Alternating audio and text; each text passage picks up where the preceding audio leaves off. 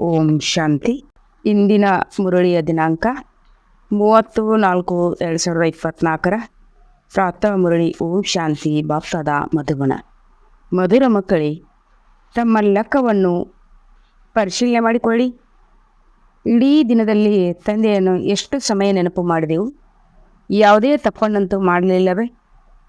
ಏಕೆಂದರೆ ಪ್ರತಿಯೊಬ್ಬರೂ ವ್ಯಾಪಾರಿಯಾಗಿದ್ದೀರಿ.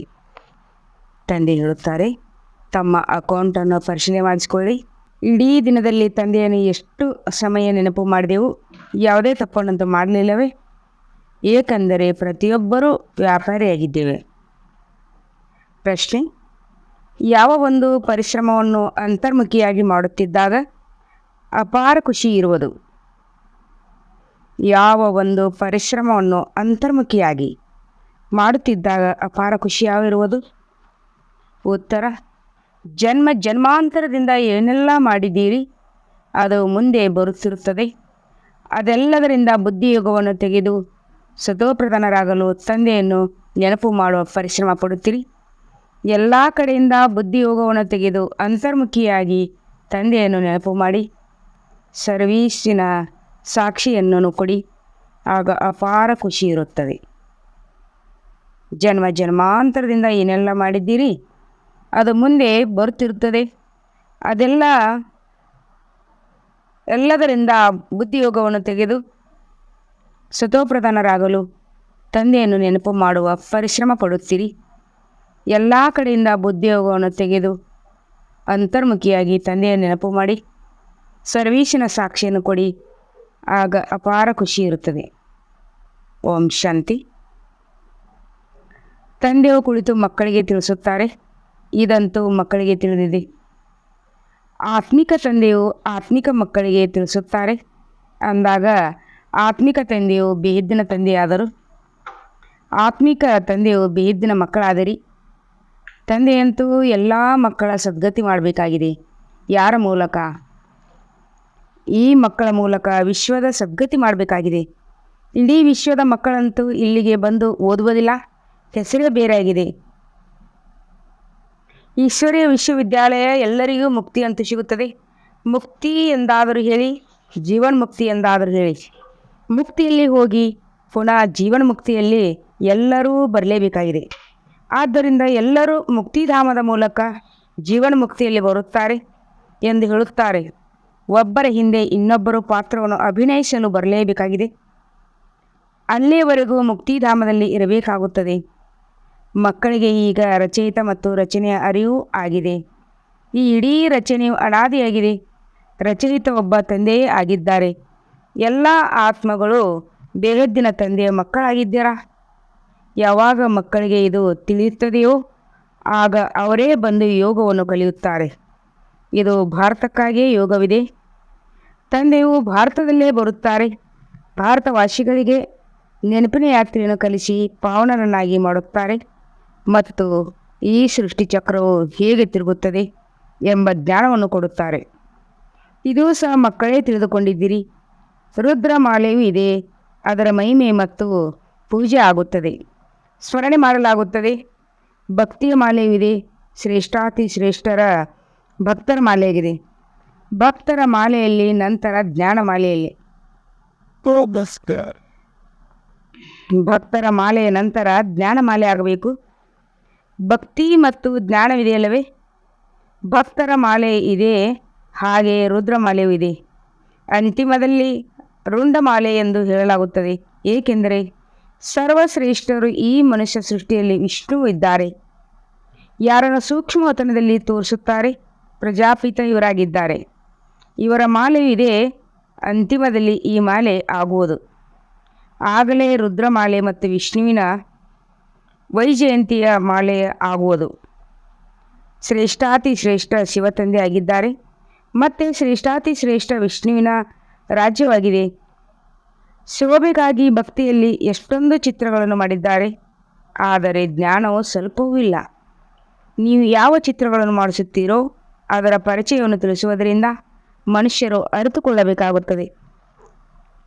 ಇಲ್ಲವೆಂದರೆ ಶಿವ ಮತ್ತು ಶಂಕರನನ್ನು ಸೇರಿಸಿಬಿಡುತ್ತಾರೆ. ಇಲ್ಲವೆಂದರೆ ಶಿವ ಮತ್ತು ಶಂಕರ ಒಬ್ಬರೇ ಎಂದು ಸೇರಿಸಿಬಿಡುತ್ತಾರೆ. ಸೂಕ್ಷ್ಮವತನದಲ್ಲಿ ಎಲ್ಲವೂ ಸಾಕ್ಷಾತ್ಕಾರವಾಗ ಮಾತಾಗಿದೆ ಎಂದು ತಂದೆಯು ತಿಳಿಸಿದ್ದಾರೆ. ಮೂಢ ಮನುಷ್ಯಗಳ ಶರೀರವಿರುವುದಿಲ್ಲ, ಕೇವಲ ಸಾಕ್ಷಾತ್ಕಾರ ಮಾಡಿಸುತ್ತಾರೆ. ಸಂಪೂರ್ಣ ಬ್ರಹ್ಮನು ಇದ್ದಾರೆ, ಆದರೆ ಅವರು ಸಂಪೂರ್ಣ ಅವ್ಯಕ್ತ ಬ್ರಹ್ಮನಾಗಿದ್ದಾರೆ. ಈಗ ವ್ಯಕ್ತ ಬ್ರಹ್ಮನೇ ಅವ್ಯಕ್ತ ಆಗಬೇಕಾಗಿದೆ. ವ್ಯಕ್ತ ಬ್ರಹ್ಮನೇ ಅವ್ಯಕ್ತ ಆಗುತ್ತಾರೆ. ಅವರಿಗೆ ಪರಿಷ್ಠೆ ಎಂದು ಹೇಳುತ್ತಾರೆ. ಸೂಕ್ಷ್ಮವತನದಲ್ಲಿ ಅವರ ಚಿತ್ರವನ್ನು ಇಟ್ಟಿದ್ದಾರೆ. ಸೂಕ್ಷ್ಮವತನದಲ್ಲಿ ಹೋಗುತ್ತಾರೆ ಎಂದರೆ ಬಾಬಾರವರು ಸೋವಿ ರಸವನ್ನು ಕುಡಿಸುತ್ತಾರೆ. ಸೂಕ್ಷ್ಮವತನದಲ್ಲಿ ಹೋಗುತ್ತಾರೆ ಎಂದರೆ ಬಾಬಾರವರು ಸೋವಿ ರಸವನ್ನು ಕುಡಿಸುತ್ತಾರೆ ಎಂದು ಹೇಳುತ್ತಾರೆ.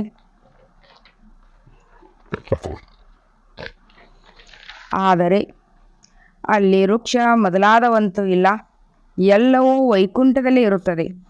ಆದರೆ ವೈಕುಂಠದಿಂದ ಅದನ್ನು ತೆಗೆದುಕೊಂಡು ಬಂದು ಸೂಕ್ಷ್ಮವತನದಲ್ಲಿ ಕುಡಿಸುವರೆಂದಲ್ಲ. ಇದೆಲ್ಲವೂ ಕೇವಲ ಸೂಕ್ಷ್ಮವತನದಲ್ಲಿ ಸಾಕ್ಷಾತ್ಕಾರದ ಮಾತುಗಳಾಗಿವೆ. ಇದು ಮಕ್ಕಳಿಗೆ ತಿಳಿದಿದೆ. ಹಿಂತಿರುಗಿ ಮನೆಗೆ ಹೋಗಬೇಕಾಗಿದೆ ಮತ್ತು ಆತ್ಮ ಅಭಿಮಾನಿಗಳಾಗಬೇಕಾಗಿದೆ. ನಾನು ಆತ್ಮ ಅವಿನಾಶಿಯಾಗಿದ್ದೇನೆ, ಈ ಶರೀರವು ವಿನಾಶಿಯಾಗಿದೆ. ಆತ್ಮದ ಜ್ಞಾನವೂ ಸಹ ನೀವು ಮಕ್ಕಳಲ್ಲಿ ಇದೆ. ಮನುಷ್ಯರಂತೂ ಆತ್ಮ ಏನು ಎಂಬುದನ್ನು ತಿಳಿದುಕೊಂಡಿಲ್ಲ.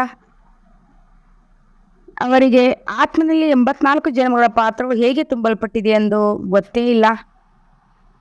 ಮನುಷ್ಯರಿಗೆ ಆತ್ಮ ಎಂಬುದು ಗೊತ್ತಿಲ್ಲ. ಅವರಿಗೆ ಆತ್ಮನಲ್ಲಿ 84 ಜನ್ಮಗಳ ಪಾತ್ರವು ತುಂಬಲ್ಪಟ್ಟಿದೆ ಎಂದು ಗೊತ್ತಿಲ್ಲ. ಈ ಜ್ಞಾನವನ್ನು ಕೇವಲ ತಂದೆಯೇ ಕೊಡುತ್ತಾರೆ. ತಮ್ಮ ಜ್ಞಾನವನ್ನು ಕೊಡುತ್ತಾರೆ. ತಮೋ ಪ್ರಧಾನದಿಂದ ಸತೋ ಪ್ರಧಾನರನ್ನಾಗಿಯೂ ಮಾಡುತ್ತಾರೆ. ಕೇವಲ ಇದೇ ಪುರುಷಾರ್ಥ ಮಾಡುತ್ತೀರಿ. ನಾವು ಆತ್ಮಗಳಾಗಿದ್ದೇವೆ. ಈಗ ಪರಮಾತ್ಮನ ಜೊತೆ ಯೋಗವನ್ನು ಇಡಬೇಕಾಗಿದೆ. ಒಬ್ಬ ತಂದೆಗೆ ಸರ್ವಶಕ್ತಿವಂತ ಪತಿತ ಪಾವನ ಎಂದು ಹೇಳುತ್ತಾರೆ. ಪತಿತ ಪಾವನ ಬನ್ನಿ ಎಂದು ಸನ್ಯಾಸಿಗಳು ಕರೆಯುತ್ತಾರೆ. ಕೆಲವರಂತೂ ಬ್ರಹ್ಮತತ್ವವನ್ನು ಪತಿತ ಪಾವನ ಎಂದು ಹೇಳಿಬಿಡುತ್ತಾರೆ. ಈಗ ನೀವು ಮಕ್ಕಳಿಗೆ ಭಕ್ತಿಯು ಎಷ್ಟು ಸಮಯ ನಡೆಯುತ್ತದೆ, ಜ್ಞಾನವು ಎಷ್ಟು ಸಮಯ ನಡೆಯುತ್ತದೆ, ಇದನ್ನು ತಂದೆಯು ಕುಳಿತು ತಿಳಿಸುತ್ತಾರೆ. ಮೊದಲು ಏನೂ ತಿಳಿದಿರಲಿಲ್ಲ. ಮನುಷ್ಯರಿಗಾಗಿ ತುಚ್ಛ ಬುದ್ಧಿಯವರಾಗಿ ಬಿಟ್ಟಿದ್ದಾರೆ. ಸತ್ಯಯುಗದಲ್ಲಿ ಸಂಪೂರ್ಣ ಸ್ವಚ್ಛ ಬುದ್ಧಿಯವರಾಗಿದ್ದರು. ಅವರಲ್ಲಿ ಎಷ್ಟೊಂದು ದೈವಿ ಗುಣಗಳು ಇತ್ತು. ನೀವು ಮಕ್ಕಳು ಸಹ ದೈವಿ ಗುಣಗಳನ್ನು ಧಾರಣೆ ಮಾಡಬೇಕಾಗಿದೆ. ಇವರಂತೂ ದೇವತೆಯಾಗಿದ್ದಾರೆ ಎಂದು ಹೇಳುತ್ತಾರಲ್ವ. ಬಲೆ ಸಾಧು ಸಂತ ಮಹಾತ್ಮರಿಗೆ ಜನರು ಮಾನ್ಯತೆ ನೀಡುತ್ತಾರೆ. ಆದರೆ ಅವರು ದೈವಿ ಬುದ್ಧಿಯವರಂತೂ ಅಲ್ಲ, ರಜೋಗುಣಿ ಬುದ್ಧಿಯವರಾಗಿ ಬಿಡುತ್ತಾರೆ. ರಾಜ ಮತ್ತು ರಾಣಿ ಪ್ರಜೆಗಳು ಇದ್ದಾರೆ. ರಾಜಧಾನಿಯು ಯಾವಾಗ ಮತ್ತು ಹೇಗೆ ಸ್ಥಾಪನೆಯಾಗುತ್ತದೆ ಎಂದು ಪ್ರಪಂಚದವರಿಗೆ ತಿಳಿದಿಲ್ಲ. ಇಲ್ಲಿ ನೀವು ಎಲ್ಲ ಹೊಸ ಮಾತುಗಳನ್ನು ಕೇಳುತ್ತೀರಿ. ತಂದೆಯು ಮಾಲೆಯ ರಹಸ್ಯವನ್ನು ತಿಳಿಸಿದ್ದಾರೆ. ಸರ್ವಶ್ರೇಷ್ಠ ತಂದೆಯಾಗಿದ್ದಾರೆ. ಅವರ ಮಾಲೆಯು ಮೇಲಿದೆ. ರುದ್ರನು ಆ ನಿರಾಕಾರನಾಗಿದ್ದಾರೆ. ನಂತರ ಸಾಕಾರ ಲಕ್ಷ್ಮೀ ನಾರಾಯಣರ ಮಾಲೆಯೂ ಇದೆ. ಬ್ರಾಹ್ಮಣರ ಮಾಲೆಯು ಈಗ ತಯಾರಾಗುವುದಿಲ್ಲ. ಅಂತಿಮದಲ್ಲಿ ನೀವು ಬ್ರಾಹ್ಮಣರ ಮಾಲೆ ಆಗುತ್ತದೆ. ಈ ಮಾತುಗಳಲ್ಲಿ ಹೆಚ್ಚಿನ ಪ್ರಶ್ನೆ ಮತ್ತು ಉತ್ತರ ಮಾಡುವ ಅವಶ್ಯಕತೆ ಇಲ್ಲ. ಮೂಲ ಮಾತು ತಮ್ಮನ್ನು ಆತ್ಮ ಎಂದು ತಿಳಿದು ತಂದೆಯನ್ನು ನೆನಪು ಮಾಡೋದು. ಇದು ಪಕ್ಕಾ ನಿಶ್ಚಯವಾಗಬೇಕು. ಪತಿತರನ್ನು ಪಾವನರನ್ನಾಗಿ ಮಾಡುವುದೇ ಮೂಲ ಮಾತಾಗಿದೆ. ಇದೇ ಪ್ರಪಂಚ ಪತಿತವಾಗಿದೆ ಮತ್ತು ಇದೇ ಪಾವನ ಆಗಬೇಕಾಗಿದೆ. ಮೂಲ ವತನದಲ್ಲಿಯೂ ಎಲ್ಲರೂ ಪಾವನರಿರುತ್ತಾರೆ. ಸುಖಧಾಮದಲ್ಲಿಯೂ ಎಲ್ಲರೂ ಪಾವನರಿರುತ್ತಾರೆ. ನೀವು ಪಾವನರಾಗಿ ಪಾವನ ಪ್ರಪಂಚಕ್ಕೆ ಹೋಗುತ್ತೀರಿ. ಅಂದರೆ ಈಗ ಪಾವನ ಪ್ರಪಂಚವು ಸ್ಥಾಪನೆಯಾಗುತ್ತಿದೆ. ಇದೆಲ್ಲವೂ ನಾಟಕದಲ್ಲಿ ನಿಗದಿಯಾಗಿದೆ. ತಂದೆಯು ತಿಳಿಸುತ್ತಾರೆ, ಇಡೀ ದಿನದಲ್ಲಿ ತಮ್ಮ ಲೆಕ್ಕವನ್ನು ನೋಡಿಕೊಳ್ಳಿ. ಯಾವುದೇ ತಪ್ಪಂತೂ ಆಗಲಿಲ್ಲವೇ? ವ್ಯಾಪಾರಿಗಳು ತಮ್ಮ ಲೆಕ್ಕವನ್ನು ಇಡುತ್ತಾರೆ. ಇದು ಸಹ ಸಂಪಾದನೆಯಾಗಿದೆ. ಬಾಬಾ ಅವರು ಹೇಳುತ್ತಾರೆ, ಇಡೀ ದಿನದಲ್ಲಿ ತಮ್ಮ ಲೆಕ್ಕವನ್ನು ಪರಿಶೀಲಿಸಿಕೊಳ್ಳಿ, ನೋಡಿಕೊಳ್ಳಿ. ಯಾವುದೇ ತಪ್ಪಂತೂ ಮಾಡಲಿಲ್ಲವೇ? ವ್ಯಾಪಾರಿಗಳು ತಮ್ಮ ಲೆಕ್ಕವನ್ನು ಇಡುತ್ತಾರೆ. ಇದು ಸಹ ಸಂಪಾದನೆಯಾಗಿದೆ. ಇದು ವ್ಯಾಪಾರಿಯಾಗಿದೆ. ನೀವು ಪ್ರತಿಯೊಬ್ಬರೂ ವ್ಯಾಪಾರಿಯಾಗಿದ್ದೀರಿ. ತಂದೆಯೊಂದಿಗೆ ವ್ಯಾಪಾರ ಮಾಡುತ್ತೀರಿ ಅಂದ ಮೇಲೆ ನನ್ನಲ್ಲಿ ಎಷ್ಟೊಂದು ದೈವಿ ಗುಣಗಳಿವೆ. ತಂದೆಯನ್ನು ಎಷ್ಟು ನೆನಪು ಮಾಡುತ್ತೇನೆ, ಎಷ್ಟು ಸಮಯ ಅಶರೀರಿಯಾಗುತ್ತೇನೆ ಎಂದು ತಮ್ಮನ್ನು ತಾವು ಪರಿಶೀಲನೆ ಮಾಡಿಕೊಳ್ಳಬೇಕು. ಅಶರೀರಿಯಾಗಿ ಬಂದಿದ್ದೆವು, ಮತ್ತೆ ಅಶರೀರಿಯಾಗಿ ಹೋಗಬೇಕಾಗಿದೆ. ಇಲ್ಲಿಯವರೆಗೆ ಎಲ್ಲರೂ ಬರುತ್ತಲೇ ಇರುತ್ತಾರೆ. ಮಧ್ಯದಲ್ಲಿ ಒಬ್ಬರೂ ಸಹ ಹಿಂತಿರುಗಿ ಹೋಗುವಂತಿಲ್ಲ. ಎಲ್ಲರೂ ಒಟ್ಟಿಗೆ ಹೋಗಬೇಕಾಗಿದೆ. ಬಲೆ ಸೃಷ್ಟಿಯು ಖಾಲಿ ಆಗುವುದಿಲ್ಲ. ರಾಮನು ಹೋದ, ರಾವಣನು ಹೋದ ಎಂಬ ಗಾಯನದಿಂದ ಆದರೆ ಇಬ್ಬರೂ ಇರುತ್ತಾರೆ. ರಾವಣ ಸಂಪ್ರದಾಯ ಹೋಗುತ್ತದೆ ಎಂದರೆ ಮತ್ತೆ ಹಿಂತಿರುಗಿ ಬರುವುದಿಲ್ಲ. ಬಾಕಿಯವರು ಉಳಿಯುತ್ತಾರೆ. ಇದು ಸಹ ಮುಂದೆ ಹೋದಂತೆ ಎಲ್ಲವೂ ಸಾಕ್ಷಾತ್ಕಾರವಾಗುತ್ತದೆ. ಹೊಸ ಪ್ರಪಂಚವು ಹೇಗೆ ಸ್ಥಾಪನೆಯಾಗುತ್ತದೆ, ಅಂತಿಮದಲ್ಲಿ ಏನಾಗುತ್ತದೆ, ಇದನ್ನು ಅರಿತುಕೊಳ್ಳಬೇಕು. ಮತ್ತೆ ಕೇವಲ ನಮ್ಮ ಧರ್ಮವಷ್ಟೇ ಉಳಿಯುತ್ತದೆ. ಸತ್ಯಯುಗದಲ್ಲಿ ನೀವು ರಾಜ್ಯ ಮಾಡುತ್ತೀರಿ. ಕಲಿಯುಗವು ಸಮಾಪ್ತಿ ಆಗಿಬಿಡುತ್ತದೆ. ನಂತರ ಸತ್ಯಯುಗ ಬರುತ್ತದೆ. ಈಗ ರಾವಣ ಸಂಪ್ರದಾಯ ಮತ್ತು ರಾಮನ ಸಂಪ್ರದಾಯ ಎರಡೂ ಇದೆ. ಇದೆಲ್ಲವೂ ಸಂಗಮ ಯುಗದಲ್ಲಿಯೇ ಆಗುತ್ತದೆ. ಈಗ ನೀವು ಎಲ್ಲವನ್ನು ಅರಿತುಕೊಳ್ಳುತ್ತೀರಿ. ಉಳಿದೆಲ್ಲ ರಹಸ್ಯಗಳನ್ನು ಮುಂದೆ ಹೋದಂತೆ ನಿಧಾನವಾಗಿ ತಿಳಿಸುತ್ತೇನೆ ಎಂದು ತಂದೆಯು ತಿಳಿಸುತ್ತಾರೆ. ಯಾವುದು ರೆಕಾರ್ಡ್ನಲ್ಲಿ ನಿಗದಿಯಾಗಿದೆಯೋ ಅದು ಬರುತ್ತಾ ಹೋಗುತ್ತದೆ. ನೀವು ತಿಳಿದುಕೊಳ್ಳುತ್ತಾ ಹೋಗುತ್ತೀರಿ. ಸಮಯಕ್ಕೆ ಮುಂಚೆ ಏನನ್ನೂ ತಿಳಿಸುವುದಿಲ್ಲ. ಇದು ಸಹ ನೀವು ತಿಳಿದುಕೊಳ್ಳುತ್ತಾ ಹೋಗುತ್ತೀರಿ. ಸಮಯಕ್ಕೆ ಮುಂಚೆ ಏನನ್ನೂ ತಿಳಿಸುವುದಿಲ್ಲ. ಇದು ಸಹ ನಾಟಕದ ಯೋಜನೆ ಆಗಿದೆ. ರೆಕಾರ್ಡ್ ತಿರುಗುತ್ತಾ ಹೋಗುತ್ತದೆ. ತಂದೆಯು ಹೇಳುತ್ತಾ ಹೋಗುತ್ತಾರೆ. ನಿಮ್ಮ ಬುದ್ಧಿಯಲ್ಲಿ ಎಲ್ಲ ಮಾತುಗಳ ತಿಳುವಳಿಕೆಯು ಹೆಚ್ಚುತ್ತಾ ಹೋಗುತ್ತದೆ. ಹೇಗೆ ರೆಕಾರ್ಡ್ ತಿರುಗುತ್ತಾ ಹೋಗುತ್ತದೆಯೋ ಹಾಗೆಯೇ ತಂದೆಯು ಮುರಳಿಯು ನಡೆಯುತ್ತಾ ಹೋಗುತ್ತದೆ. ನಾಟಕದ ರಹಸ್ಯ ಎಲ್ಲವೂ ತುಂಬಲ್ಪಟ್ಟಿದೆ. ಹೊಸ ಮಾತಿಲ್ಲ. ತಂದೆಯ ಬಳಿ ಯಾವುದು ಹೊಸ ಮಾತು ಇರುವುದೋ ಅದು ಪುನರಾವರ್ತನೆಯಾಗುತ್ತದೆ. ನೀವು ಹೇಳುತ್ತೀರಿ ಮತ್ತು ತಿಳಿಸುತ್ತಾ ಹೋಗುತ್ತೀರಿ. ಉಳಿದೆಲ್ಲವೂ ಗುಪ್ತವಾಗಿದೆ. ಈ ರಾಜ್ಯದ ಸ್ಥಾಪನೆ ಆಗುತ್ತಿದೆ. ಪೂರ್ಣ ಮಾಲೆಯು ತಯಾರಾಗುತ್ತದೆ. ಬೇರೆ ಬೇರೆಯಾಗಿ ಹೋಗಿ ನೀವು ರಾಜಧಾನಿಯಲ್ಲಿ ಜನ್ಮ ಪಡೆಯುತ್ತೀರಿ. ಅಲ್ಲಿ ರಾಜಾರಾಣಿ ಪ್ರಜೆ ಎಲ್ಲರೂ ಬೇಕು. ಇದೆಲ್ಲವನ್ನು ಬುದ್ಧಿಯಿಂದ ಕೆಲಸ ತೆಗೆದುಕೊಳ್ಳಬೇಕಾಗುತ್ತದೆ. ಪ್ರತ್ಯಕ್ಷದಲ್ಲಿ ಏನಿರುತ್ತದೆಯೋ ಅದನ್ನು ನೋಡಲಾಗುತ್ತದೆ. ಯಾರು ಇಲ್ಲಿಂದ ಹೋಗುತ್ತಾರೆಯೋ ಅವರು ಒಳ್ಳೆಯ ಸಾಹುಕಾರ ಮನೆಯಲ್ಲಿ ಹೋಗಿ ಜನ್ಮ ಪಡೆಯುತ್ತಾರೆ. ಅಲ್ಲಿ ನಿಮಗೆ ಬಹಳ ಉಪಚಾರವಾಗುತ್ತದೆ. ಯಾರು ಇಲ್ಲಿಂದ ಹೋಗುತ್ತಾರೆಯೋ ಅವರು ಒಳ್ಳೆಯ ಸಾಹುಕಾರರ ಮನೆಯಲ್ಲಿ ಹೋಗಿ ಜನ್ಮ ಪಡೆಯುತ್ತಾರೆ. ಅಲ್ಲಿ ನಿಮಗೆ ಬಹಳ ಉಪಚಾರವಾಗುತ್ತದೆ. ಈ ಸಮಯದಲ್ಲಿಯೂ ರತ್ನಜಡಿತ ವಸ್ತುಗಳು ಎಲ್ಲರ ಬಳಿ ಇರುತ್ತದೆ. ಆದರೆ ಇದರಲ್ಲಿ ಇಷ್ಟು ಶಕ್ತಿ ಇರುವುದಿಲ್ಲ. ಶಕ್ತಿಯು ನಿಮ್ಮಲ್ಲಿ ಇದೆ. ನೀವು ಎಲ್ಲಿ ಹೋಗುತ್ತೀರೋ ಅಲ್ಲಿ ತಮ್ಮ ಪ್ರತ್ಯಕ್ಷತೆ ಮಾಡುತ್ತೀರಿ. ನೀವಂತೂ ಶ್ರೇಷ್ಠರಾಗುತ್ತೀರಿ. ಆದ್ದರಿಂದ ನೀವು ಹೋಗಿ ಅಲ್ಲಿ ದೈವಿ ಚರಿತ್ರೆಯನ್ನು ತೋರಿಸುತ್ತೀರಿ. ಅಸುರಿ ಮಕ್ಕಳು ಜನಿಸಿದಂತೆಯೇ ಅಳುತ್ತಿರುತ್ತಾರೆ, ಕೊಳಕಾಗಿರುತ್ತಾರೆ. ನೀವಂತೂ ಬಹಳ ನಿಯಮ ಪೂರ್ವಕವಾಗಿ ಬೆಳೆಯುತ್ತೀರಿ. ಕೊಳಕಿನ ಮಾತಿಲ್ಲ. ಇಲ್ಲಂತೂ ಮಕ್ಕಳು ಕೊಳಕಾಗುತ್ತದೆ. ಸತ್ಯಯುಗದಲ್ಲಿ ಇಂತಹ ಮಾತುಗಳು ಇರುವುದಿಲ್ಲ. ಅದು ಸ್ವರ್ಗವಾಗಿದೆಯಲ್ಲವೇ? ಅಲ್ಲಿ ಅಗರಬತ್ತಿಯನ್ನು ಇಡಿ ಅಥವಾ ಉರಿಸಿ ಎಂದು ಹೇಳಲು ಅಂತಹ ಯಾವುದೇ ದುರ್ವಾಸನೆ ಇರುವುದಿಲ್ಲ. ಹೂದೋಟಗಳಲ್ಲಿ ಬಹಳ ಸುಗಂಧಭರಿತ ಹೂಗಳು ಇರುತ್ತವೆ. ಇಲ್ಲಿನ ಹೂಗಳಲ್ಲಿ ಅಷ್ಟೊಂದು ಸುಗಂಧವಿಲ್ಲ. ಅಲ್ಲಂತೂ ಪ್ರತಿಯೊಂದು ವಸ್ತುವಿನಲ್ಲಿ 100% ಸುವಾಸನೆ ಇರುತ್ತದೆ. ಇಲ್ಲಂತೂ ಅಲ್ಲಿಗೆ ಹೋಲಿಸಿದರೆ 1% ಸಹ ಇಲ್ಲ. ಅಲ್ಲಂತೂ ಹೂಗಳು ಸಹ ಬಹಳ ಸುಂದರವಾಗಿರುತ್ತವೆ. ಇಲ್ಲಿ ಬಲೆ ಯಾರು ಎಷ್ಟೇ ಸಾಹುಕಾರಾಗಿರಬಹುದು, ಅವರು ಅಲ್ಲಿನಷ್ಟಿಲ್ಲ. ಅಲ್ಲಂತೂ ವಿಧವಾದ ವಸ್ತುಗಳು ಇರುತ್ತವೆ. ಪಾತ್ರೆಗಳೆಲ್ಲವೂ ಚಿನ್ನದಾಗಿರುತ್ತವೆ. ಇಲ್ಲಿನ ಕಲ್ಲುಗಳು ಹೇಗೆ ಹಾಗೆಯೇ ಅಲ್ಲಿ ಚಿನ್ನ ಇರುತ್ತದೆ. ಎಷ್ಟೇ ಸಾಹುಕಾರ ಇರಬಹುದು, ಆದರೂ ಅಲ್ಲಿನಷ್ಟು ಇರುವುದಿಲ್ಲ, ಸತ್ಯಯುಗದಷ್ಟು ಇರುವುದಿಲ್ಲ. ಅಲ್ಲಂತೂ ವಿಧವಾದ ವಸ್ತುಗಳು ಇರುತ್ತವೆ. ಪಾತ್ರೆಗಳೆಲ್ಲವೂ ಚಿನ್ನದಾಗಿರುತ್ತದೆ. ಇಲ್ಲಿನ ಕಲ್ಲುಗಳು ಹೇಗೆ ಹಾಗೆ ಅಲ್ಲಿ ಚಿನ್ನದ ಕಲ್ಲುಗಳಿರುತ್ತವೆ. ಅಲ್ಲಿ ಚಿನ್ನವೇ ಇರುತ್ತದೆ. ಮರಳಿನಲ್ಲಿಯೂ ಸಹ ಚಿನ್ನ ಇರುತ್ತದೆ. ಅಂದ ಮೇಲೆ ವಿಚಾರ ಮಾಡಿ, ಎಷ್ಟು ಚಿನ್ನ ಇರಬಹುದು. ಅದರಿಂದ ಮನೆಗಳು ತಯಾರಾಗುತ್ತವೆ. ಅಲ್ಲಿ ಚಳಿಯೂ ಇರುವುದಿಲ್ಲ, ಸೆಕೆಯೂ ಇರುವುದಿಲ್ಲ, ಅಂಥ ವಾತಾವರಣ ಇರುತ್ತದೆ. ಅಲ್ಲಿ ಪಂಕವನ್ನು ಹಾಕಲು ತಾಪದ ದುಃಖವೂ ಇರುವುದಿಲ್ಲ. ಅದರ ಹೆಸರೇ ಆಗಿದೆ ಸ್ವರ್ಗ. ಅಲ್ಲಿ ಅಪಾರ ಸುಖವಿರುತ್ತದೆ. ನಿಮ್ಮಂಥ ಪರಮಾಪದಂ ಭಾಗ್ಯಶಾಲಿಗಳು ಯಾರೂ ಆಗೋದಿಲ್ಲ. ಲಕ್ಷ್ಮೀನಾರಾಯಣರ ಎಷ್ಟೊಂದು ಮಹಿಮೆಯನ್ನು ಹಾಡುತ್ತಾರೆ. ಅವರನ್ನು ಯಾರು ಹಾಗೆ ಮಾಡುತ್ತಾರೆಯೋ ಅವರದು ಎಷ್ಟೊಂದು ಮಹಿಮೆ ಇರಬೇಕು. ಮೊದಲು ಅವ್ಯವಿಚಾರಿ ಭಕ್ತಿ ಇರುತ್ತದೆ, ನಂತರ ದೇವತೆಗಳ ಭಕ್ತಿಯು ಪ್ರಾರಂಭವಾಗುತ್ತದೆ. ಅದನ್ನು ಸಹ ಭೂತ ಪೂಜೆ ಎಂದು ಹೇಳಲಾಗುತ್ತದೆ.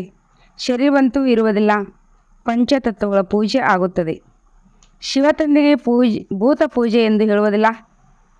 ಪೂಜೆ ಮಾಡುವುದಕ್ಕಾಗಿ ಯಾವುದಾದರೂ ವಸ್ತುವಿನಿಂದ ಅಥವಾ ಚಿನ್ನದಿಂದ ತಯಾರಿಸುತ್ತಾರೆ. ಆತ್ಮಕ್ಕೆ ಚಿನ್ನ ಎಂದು ಹೇಳುತ್ತಾರೇನು? ಆತ್ಮವು ಯಾವ ಪದಾರ್ಥದಿಂದ ತಯಾರಾಗಿದೆ?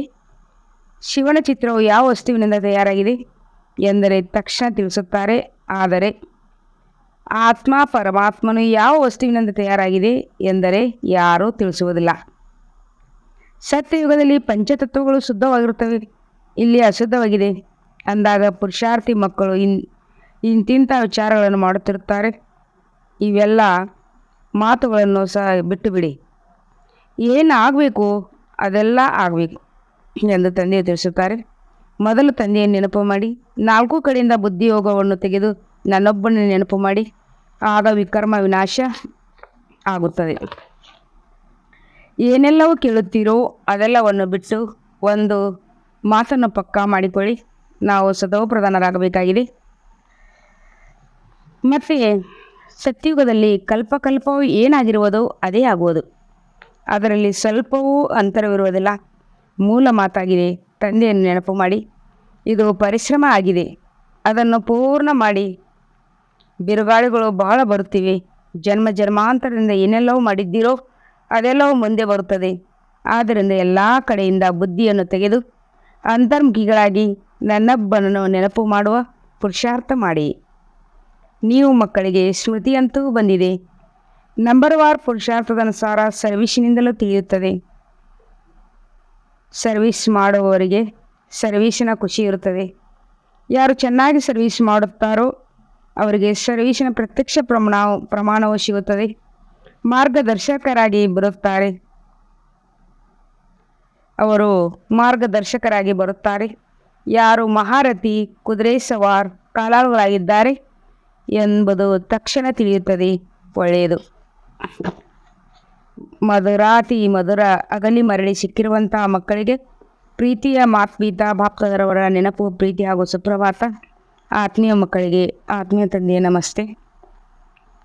ಧಾರಣೆಗಾಗಿ ಮುಖ್ಯ ಸಾರ: ಅನ್ಯ ಎಲ್ಲ ಮಾತುಗಳನ್ನು ಬಿಟ್ಟು ಬುದ್ಧಿಯನ್ನು ಎಲ್ಲ ಕಡೆಯಿಂದ ತೆಗೆದು ಸತೋಪ್ರಧಾನರಾಗಲು ಅಶರೀರಾಗುವ ಅಭ್ಯಾಸ ಮಾಡಬೇಕಾಗಿದೆ.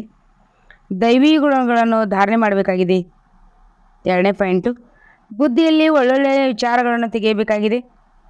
ಬುದ್ಧಿಯಲ್ಲಿ ಒಳ್ಳೊಳ್ಳೆಯ ವಿಚಾರಗಳನ್ನು ತರಬೇಕಾಗಿದೆ. ನಮ್ಮ ರಾಜ್ಯದಲ್ಲಿ, ನಮ್ಮ ಸ್ವರ್ಗದಲ್ಲಿ ಏನಿರುತ್ತದೆ ಅದರ ಕುರಿತು ಮೇಲೆ ವಿಚಾರ ಮಾಡಿ ತಮ್ಮನ್ನು ಅದಕ್ಕೆ ಯೋಗ್ಯ ಚರಿತ್ರವಂತನಾಗಿ ಮಾಡಿಕೊಳ್ಳಬೇಕಾಗಿದೆ. ತಮ್ಮನ್ನು ಅದಕ್ಕೆ ಯೋಗ್ಯ ಚರಿತ್ರವಂತನನ್ನಾಗಿ ಮಾಡಿಕೊಳ್ಳಬೇಕಾಗಿದೆ. ಇಲ್ಲಿಂದ ಬುದ್ಧಿಯನ್ನು ತೆಗೆಯಬೇಕಾಗಿದೆ. ವರದಾನ: ಸೇವೆ ಮೂಲಕ ಡ್ರೈ ಫ್ರೂಟ್ ಪ್ರಾಪ್ತಿ ಮಾಡಿಕೊಳ್ಳುವಂತಹ ಸರ್ವ ಹದ್ದಿನ ಇಚ್ಛೆಗಳಿಂದ ದೂರ, ಸದಾ ಸಂಪನ್ನ ಮತ್ತು ಸಮಾನಭವ. ಸೇವೆಗಳ ಮೂಲಕ ಡ್ರೈ ಫ್ರೂಟ್ ಪ್ರಾಪ್ತಿ ಮಾಡಿಕೊಳ್ಳುವಂತಹ ಸರ್ವ ಹದ್ದಿನ ಇಚ್ಛೆಗಳಿಂದ ದೂರ, ಸದಾ ಸಂಪನ್ನ ಮತ್ತು ಸಮಾನಭವ. ಸೇವೆ ಅರ್ಥವೇ ಆಗಿದೆ ಮೇವಾ ಕೊಡುವಂಥದ್ದು, ಡ್ರೈ ಫ್ರೂಟ್ ಕೊಡುವಂಥದ್ದು. ಒಂದು ವೇಳೆ ಯಾವುದಾದರೂ ಸೇವೆ ಅಸಂತುಷ್ಟ ಮಾಡಿದರೆ ಆಗ ಆ ಸೇವೆ ಅಲ್ಲ. ಅಂಥ ಸೇವೆ ಬಲೆ ಬಿಟ್ಟು ಬಿಡಿ. ಆದರೆ ಸಂತುಷ್ಟತೆಯನ್ನು ಬಿಡಬೇಡಿ. ಹೇಗೆ ಶರೀರದ ತೃಪ್ತಿಯವರು ಸದಾ ಸಂತುಷ್ಟರಾಗುತ್ತಾರೆ, ಅದೇ ರೀತಿ ಮನಸ್ಸಿನ ತೃಪ್ತಿಯುಳ್ಳವರು ಸಹ ಸಂತುಷ್ಟರಾಗುತ್ತಾರೆ. ಸಂತುಷ್ಟತೆಯ ತೃಪ್ತಿಯ ನಿಶಾನೆಯಾಗಿದೆ. ತೃಪ್ತ ಆತ್ಮರಲ್ಲಿ ಯಾವುದೇ ಹದ್ದಿನ ಇಚ್ಛೆ, ಮಾನ್ಯತೆ, ಗೌರವ, ಪರಿಹಾರ, ಸಾಧನದ ಹಸಿವು ಇರುವುದಿಲ್ಲ. ಸಂತುಷ್ಟತೆಯ ತೃಪ್ತಿಯ ನಿಶಾನೆಯಾಗಿದೆ. ತೃಪ್ತ ಆತ್ಮರಲ್ಲಿ ಯಾವುದೇ ಹದ್ದಿನ ಇಚ್ಛೆ, ಮಾನ್ಯತೆ, ಗೌರವ, ಪರಿಹಾರ, ಸಾಧನದ ಹಸಿವು ಇರುವುದಿಲ್ಲ. ಅವರು ಹದ್ದಿನ ಪೂರ್ವ ಇಚ್ಛೆಗಳಿಂದ ದೂರ ಸದಾ ಸಂಪನ್ನ ಮತ್ತು ಸಮಾನರಾಗಿರುತ್ತಾರೆ. ಸ್ಲೋಗನ್ ಆಗಿದೆ: ಸತ್ಯ ಹೃದಯದಿಂದ ನಿಸ್ವಾರ್ಥ ಸೇವೆಯಲ್ಲಿ ಮುಂದುವರಿಯುವುದು ಅರ್ಥಾತ್ ಪುಣ್ಯದ ಖಾತೆ ಜಮಾ ಆಗುವುದು. ಸತ್ಯ ಹೃದಯದಿಂದ ನಿಸ್ವಾರ್ಥ ಸೇವೆಯಲ್ಲಿ ಮುಂದುವರಿಯುವುದು ಅರ್ಥಾತ್ ಪುಣ್ಯದ ಖಾತೆ ಜಮಾ ಆಗುವುದು. ಓಂ ಶಾಂತಿ.